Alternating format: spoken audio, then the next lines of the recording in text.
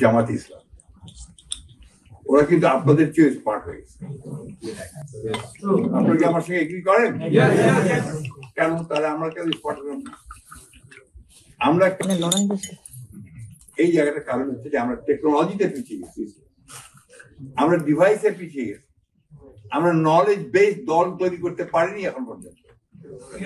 আমার দলকে তৈরি করতে নলেজ বেস। আজকে দেখেন সিরিয়াতে বিপ্লব হয়ে গেল না, একই কারণ, সিরিয়াতে সোশ্যাল মিডিয়া দিয়ে বিপ্লব হয়েছে। এর আগে আপনার বসন্ত এই সোশ্যাল মিডিয়া দিয়ে হয়েছে।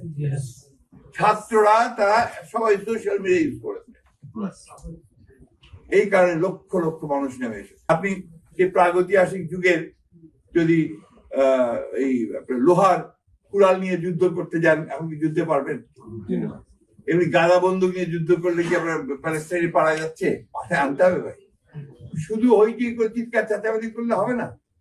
will not win the war, but this time we have to win the war. Yes. Otherwise we don't exist. Yes. এই কথাটা মাথার মধ্যে আমাদের জানতে বেশি ইয়াং জেনারেশনকে বলতে চাই। এই ইয়াং জেনারেশনের কাছে আমার অনেক অনেক প্রত্যাশা আমাদের। কারণ আমি যখন আপনার এর আগে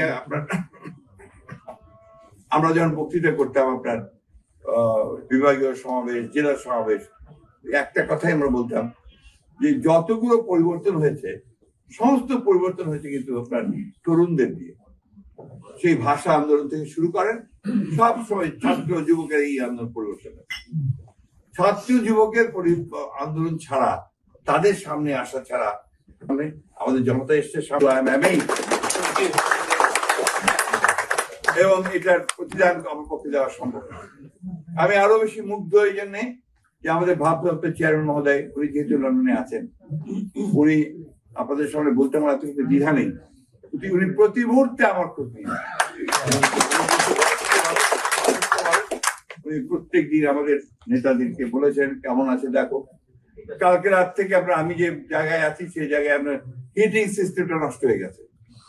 আজকে সকালে ওনার বাসা থেকে হিটার পাঠিয়ে আমি আপনার সবাই দোয়া করবেন, আমি যেন সারাটা আমার বাকি জীবন যদি বেঁচে আছি আমি যেন বিএনপির কাজ করতে পারি, আমি যেন লয়াল টু মাই লিডার্স এবং খালেদা জিয়া এবং তার এবং মানুষকে ঐক্যবদ্ধ করার চেষ্টা করতে পারি।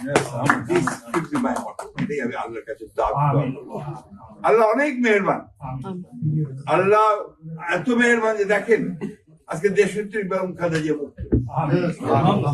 আজকে আমাদের ভারপ্রাপ্ত চেয়ারম্যান সাহেব এখন পরিকল্পনা করছেন দেশে ফিরে যাবেন, তাই না? আমরা আজকে অন্তত দেশে আপনার রাত্রে ঘুমাতে পারি মানে নির্ভয়, ঠিক তো? এইটা আল্লাহ দিয়েছে। অবশ্য আমরা চেষ্টা করেছি, আপনারা চেষ্টা করেছেন, এবং আমাদের যুক্তরাজ্য বিএনপির হিসেবে আপনারা যেটা বলেছেন অতিরিক্ত দাবি করেননি, যে আপনারা সবচেয়ে বেশি ভূমিকা পালন করেছেন, আনপ্রেসিডেন্টেড। ধন্যবাদ জানাই। আবারও শেষ করব একটা অনুরোধ জানিয়ে যে আপনারা আবারও যুদ্ধটা শুরু করেন। যে আমরা ভারতের পদানত হয়ে থাকতে চাই, আমরা মাথা উঁচু করে দাঁড়িয়ে থাকতে চাই। আমরা আমাদের নেতা, আমাদের প্রতিষ্ঠাতা শহীদ প্রেসিডেন্ট জিয়া রহমান সাহেবের যে স্বপ্ন, জাতীয়তাবাদের যে দর্শন, 19 দফা কর্মসূচি এবং মুক্ত বাংলাদেশের যে চিন্তা ভাবনা, সেটাকে প্রতিষ্ঠিত করতে চাই। দেশনেত্রী বেগম খালেদা জিয়া যে পথে এগিয়েছেন, গণতন্ত্র গণতন্ত্র সেই পথে আমরা যেতে চাই। আর আমাদের তরুণ নেতা তারেক রহমান সাহেব আমাদেরকে যে নতুন বাংলাদেশের স্বপ্ন দেখাচ্ছেন 31 দফা দিয়ে, সেটাকে বাস্তবায়িত করার জন্য আমরা নিজেদেরকে যোগ্য হিসাবে তৈরি করি।